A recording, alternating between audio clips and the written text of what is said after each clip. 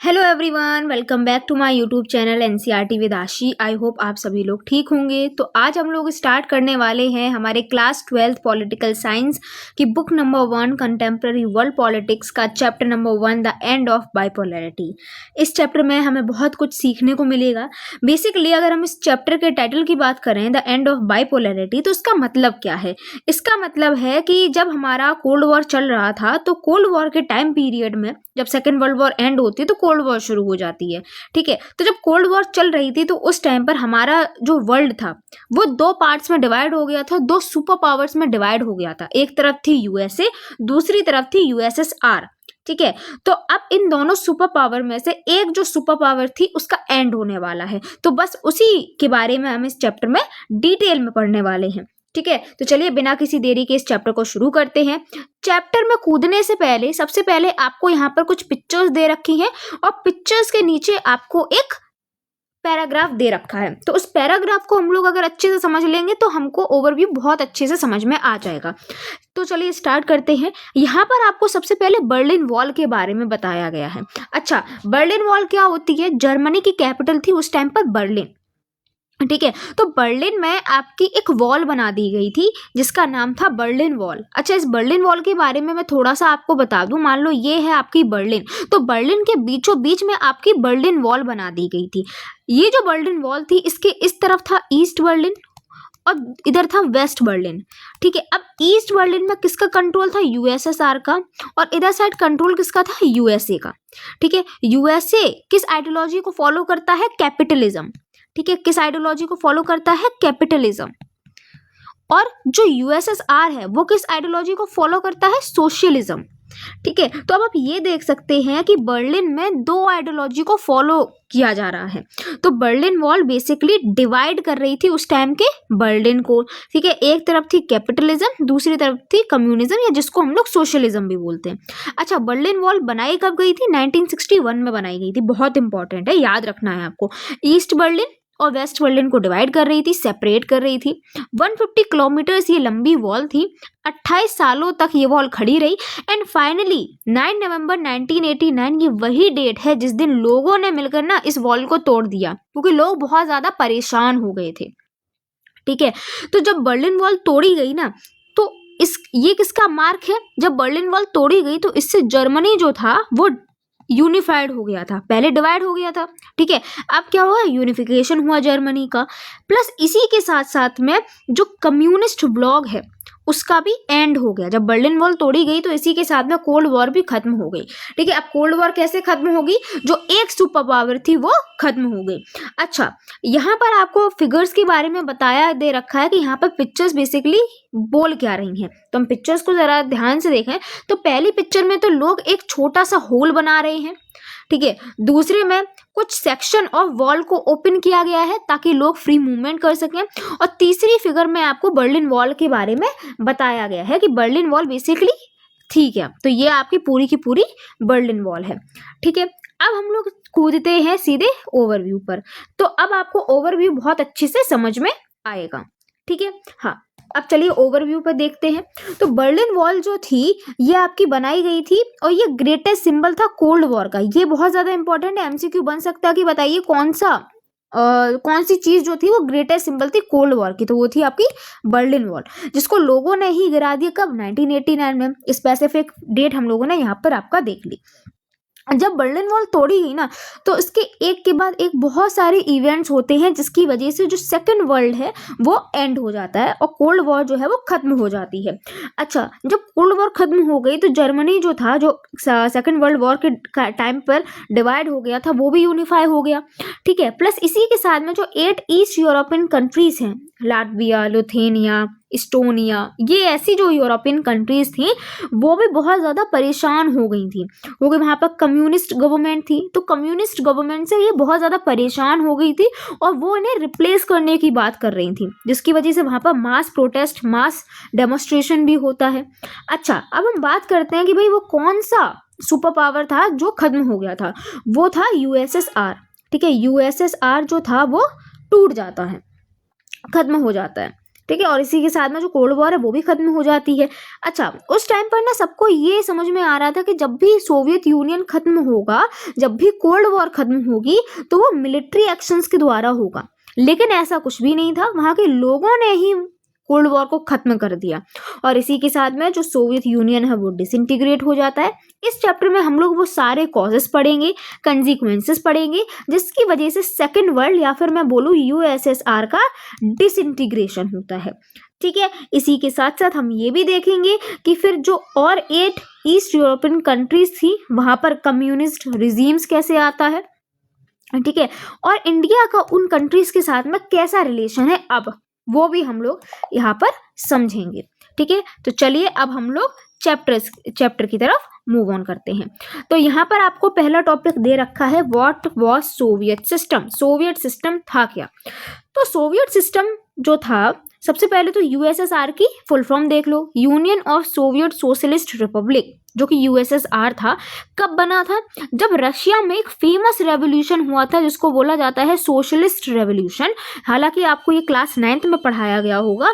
जब ये रशिया में होता है 1970 में, उसके बाद में यूएसएसआर बनता है। अच्छा, इस रेवोल्यूशन के बारे में थोड़ा सा समझ लो। ये जो रेवोल्यूशन था ये किसके आइडियोलॉजी को फॉलो करता था? सोशलिज्म पे। अच्छा, सबसे पहले तो यहाँ पर 2 आइडियोलॉजी की बात हुई है, सॉरी, हाँ, यहाँ पर ना 2 आइडियोलॉजी की बात हुई है। एक है आपकी कैपिटलिज्म और दूसरी है आपकी कम्युनिज्म, जिसको हम लोग सोशलिज्म भी बोलते हैं। इन दोनों आइडियोलॉजी में फर्क क्या है? ठीक है, अच्छा, इन दोनों आइडियोलॉजी में थोड़ा सा देख लो कि क्या किसमें क्या क्या होता है। कैपिटलिज्म जो है ये प्राइवेट ओनरशिप की बात करता है। प्राइवेट ओनरशिप क्या होता है अभी हम समझाते हैं आपको।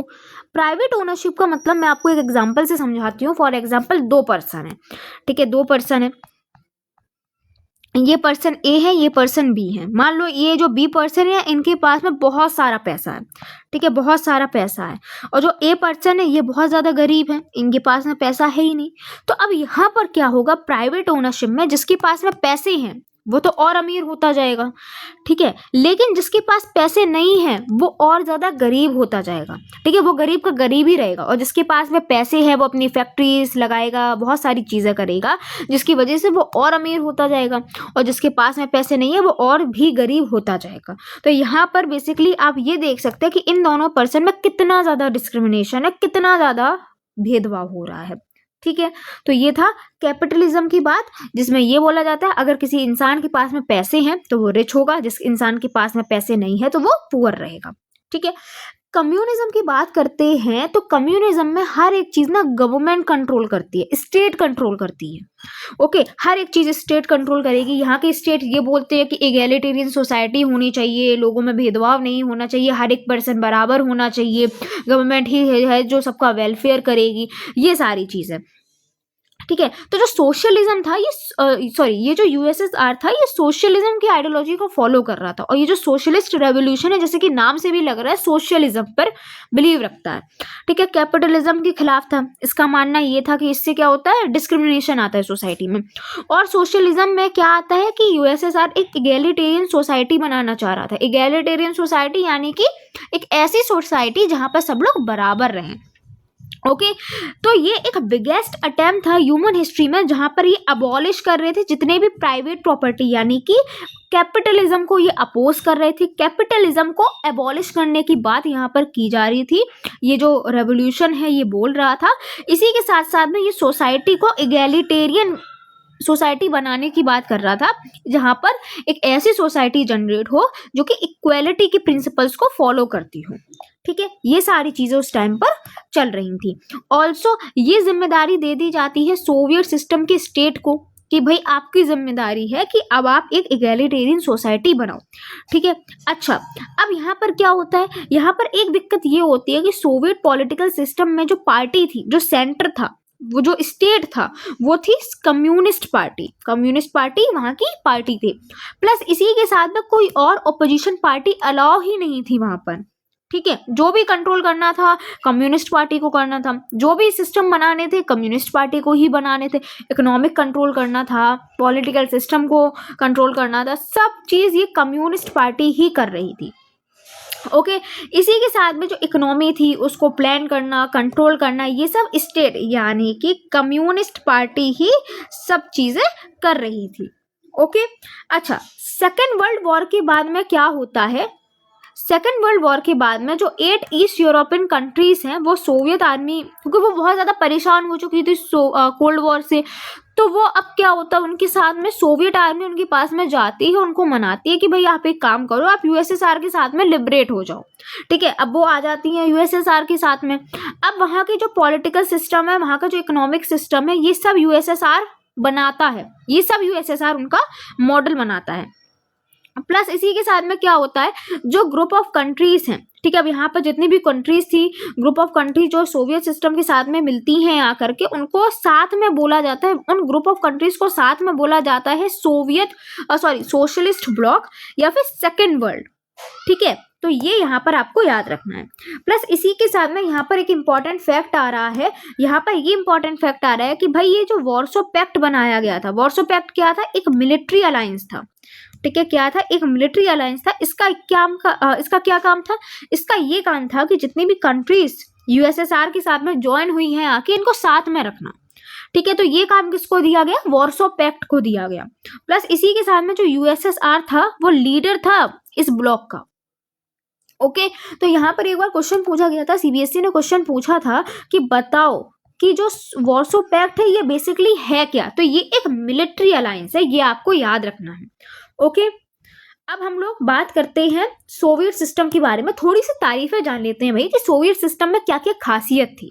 ठीक है, क्या क्या तारीफें थे। बेसिकली यहाँ पर हम इस पैरा में हम यहाँ की इकोनॉमी की बात करेंगे। ठीक है, हम यहाँ की इकोनॉमी की बात करेंगे। ओके, आप चाहे तो पैराग्राफ के ऊपर मेंशन कर सकते हैं कि यहाँ पर हम सोवियत सिस्टम की इकोनॉमी को जानेंगे। ठीक है, तो सोवियत सिस्टम की अगर हम इकोनॉमी जाने तो ये जो इकोनॉमी थी वो बहुत ज़्यादा डेवलप थी। ठीक है, सोवियत सिस्टम की जो इकोनॉमी थी वो बहुत ज़्यादा डेवलप थी, बट उतनी डेवलप नहीं थी जितनी कि यूएसए की थी, यानी कि यूएसए की इकोनॉमी ज़्यादा डेवलप थी। ठीक है, यूएसए की इकोनॉमी ज़्यादा डेवलप थी as compared to USSR, but उस टाइम पर सभी कंट्री से यूएसएसआर आगे था। यहाँ पर कॉम्प्लेक्स कम्युनिकेशंस नेटवर्क थे, बहुत सारे एनर्जी रिसोर्सेज थे जैसे कि ऑयल, आयरन, स्टील। ओके, इसी के साथ में मशीनरी प्रोडक्शन भी बहुत ज़्यादा अच्छा होता था वहाँ पर। ओके, मशीनरी प्रोडक्शन भी हो रहा था। यहाँ का ट्रांसपोर्ट सेक्टर भी बहुत अच्छा था जो रिमोटेस्ट एरिया को ज्वाइन कर रहा था। इसके अलावा यहाँ की जो इकोनॉमी थी वो ओपन नहीं थी जिसकी वजह से यहाँ पर ट्रेड वगैरह नहीं हो रहा था। अब जब ट्रेड वगैरह नहीं हो रहा था तो यहाँ पर डोमेस्टिक कंज्यूमर इंडस्ट्रीज भी थी जो कि पिन से लेकर के कार तक सब चीज़ यूएसएसआर में ही बना रही थी। हालांकि इनकी जो क्वालिटी थी वो वेस्टर्न कैपिटलिस्ट कंट्रीज की जितनी अच्छी नहीं थी। फॉर एग्जाम्पल यूएसए की क्वालिटी जितनी अच्छी थी उतनी अच्छी नहीं थी, बट ये सब चीज़ें यहीं पर प्रोड्यूस कर रही थी। ऑल्सो जो सोवियत सिस्टम था वो इस चीज़ को इंश्योर कर रहा था कि यहाँ के सिटीजन्स को हर एक चीज़ बेहतरीन मिले, जैसे कि हेल्थ उनको अच्छी मिले, एजुकेशन मिले, चाइल्ड केयर फैसिलिटीज़ मिले। प्लस इसी के साथ में इनसे रिलेटेड कई वेलफेयर स्कीम्स को भी लाता रहता था। हर एक चीज़ जो है वो सोवियत सिस्टम कंट्रोल कर रही थी। वहाँ की जो स्टेट ओनरशिप थी वो डोमिनेंट फॉर्म ऑफ ओनरशिप थी। ठीक है, लैंड हो गया, प्रोडक्टिव असेट, ये सारी चीज़ें वहाँ की सोवियत स्टेट हैंडल कर रही थी। इट मीन्स कम्युनिस्ट पार्टी ही हर चीज़ को कंट्रोल कर रही थी। ठीक है, यहाँ तक तो सब चीज़ बढ़िया चल रही थी। अब जब सब चीज़ें बढ़िया चल रही थी तो फिर क्या कारण होता है जिसकी वजह से जो यूएसएसआर है वो डिसइंटीग्रेट हो जाता है, तो अब हम उसके बारे में बात करेंगे। ठीक है, अब हम थोड़ा सा इसके प्रॉब्लम्स के बारे में चर्चा करते हैं। ठीक है, यहाँ पर इस पैरा से आपको यहाँ की प्रॉब्लम्स बताई जाएंगी। ठीक है, मैं ये थोड़ा सा इरेज कर देती हूँ ताकि आपको और अच्छे से सब चीज़ें क्लियर हो जाएं। ओके, तो अब हम क्या करते हैं, अब हम यहाँ की प्रॉब्लम्स को समझते हैं कि भाई क्या क्या चीज़ें हो रही थी उस टाइम पर। सोवियत सिस्टम धीरे धीरे बहुत ज़्यादा ब्यूरोक्रेटिक और अथॉरिटेरियन होता जा रहा था, जिसकी वजह से यहाँ के सिटीजन्स की लाइफ डिफ़िकल्ट होती जा रही थी। कैसे लाइफ डिफ़िकल्ट हो रही थी, यहाँ पर डेमोक्रेसी नहीं थी लोगों के पास में, यहाँ पर फ्रीडम ऑफ स्पीच नहीं थी। लोगों को जब कम्युनिस्ट पार्टी को टारगेट करना होता था तो वो जोक्स या फिर कार्टून्स की हेल्प से वहाँ की जो कम्युनिस्ट पार्टी थी उसका मजाक उड़ाया करती थी। ठीक है, मजाक यानी कि उसको सबक सिखाया करती थी। ओके, धीरे धीरे बहुत सारे इंस्टीट्यूशंस ऐसे आ गए जिनको रिफॉर्म यानी कि चेंज की ज़रूरत थी। उसमें से एक बड़ा चेंज था वन पार्टी सिस्टम। यहाँ पर एक ही कम्युनिस्ट पार्टी थी जो यहाँ पर रूल कर रही थी। ठीक है, अब जो कम्युनिस्ट पार्टी थी इसका बहुत ही टाइट कंट्रोल था जितने भी इंस्टीट्यूशंस थे उनके ऊपर। प्लस इसी के साथ में सबसे बड़ी दिक्कत थी कि अनअकाउंटेबल थी लोगों को, यानी कि जो भी चीज़ें लाती थी वो लोगों को बताती ही नहीं थी। कि लोग बहुत ज़्यादा पूछते थे कि भाई बताइए आप ये क्यों कर रही हैं, आप ये लॉ क्यों लेकर आए हैं, तो वो कुछ बताते ही नहीं थे। इसी के अलावा जो कम्युनिस्ट पार्टी थी, जितनी भी 15 रिपब्लिक्स जो थे वो यूएसएसआर के साथ में ज्वाइन हुए थे। आगे हम लोगों ने बात करी थी ना कि सोवियत आर्मी जाती है उनको मनाती है, तो उन कंट्रीज के अलग अलग कल्चर थे। ठीक है, तो उन कल्चर्स को वो मानने से मना कर देती है। इसी के अलावा अगर हम बात करें तो रशिया ऑन पेपर जो था वो रशिया एक पार्ट था। ठीक है, रिपब्लिक्स में एक पार्ट था यूएसएसआर का, बट इन रियलिटी अगर हम देखें तो सब चीज़ें रशिया ही कंट्रोल कर रही है। हर एक चीज़ रशिया ही डोमिनेट कर रही है। प्लस इसी के साथ में लोगों को सप्रेस भी रशिया स्टार्ट कर देती है करना। ठीक है, तो यहाँ पर तो दिक्कतें हुई। एक और सबसे बड़ी दिक्कत थी वो थी मिलिट्री दिक्कत। ठीक है, अब हम यहाँ पर मिलिट्री प्रॉब्लम्स को समझेंगे। बेसिकली यूएसए और यूएसएसआर में एक आर्म्स रेस छिड़ी हुई थी कि कौन सबसे अच्छे हथियार बनाएगा।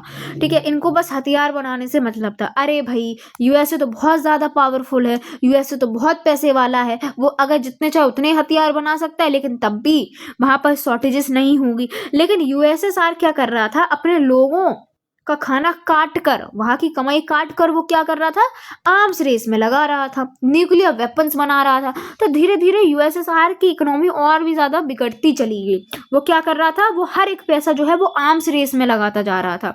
सोवियत यूनियन धीरे धीरे पीछे होने लगा, टेक्नोलॉजी में पीछे होने लगा, इंफ्रास्ट्रक्चर जैसे कि ट्रांसपोर्टेशन, पावर, इन सब में यूएसए से पीछे होने लगा। ठीक है, धीरे धीरे ये पॉलिटिकल और इकोनॉमिक एस्पिरेशंस थी सिटीजन्स की, उनको फुलफिल ही नहीं कर पा रहा था। ये सबसे बड़ी एक और गलती कर देता है। क्या गलती करता है, ये अफगानिस्तान के ऊपर इन्वेड कर देता है 1979 में। ये डेट इंपॉर्टेंट है, याद रखना, एमसीक्यू फॉर्मेट में पूछी जा सकती है। ठीक है, सोवियत सिस्टम क्या करता है, इन्वेड कर देता है अफगानिस्तान को, यानी कि जितना भी पैसा था उसके पास में वो यहाँ पर लगा देता है, तो और भी ज्यादा इसका सिस्टम वीक हो जाता है।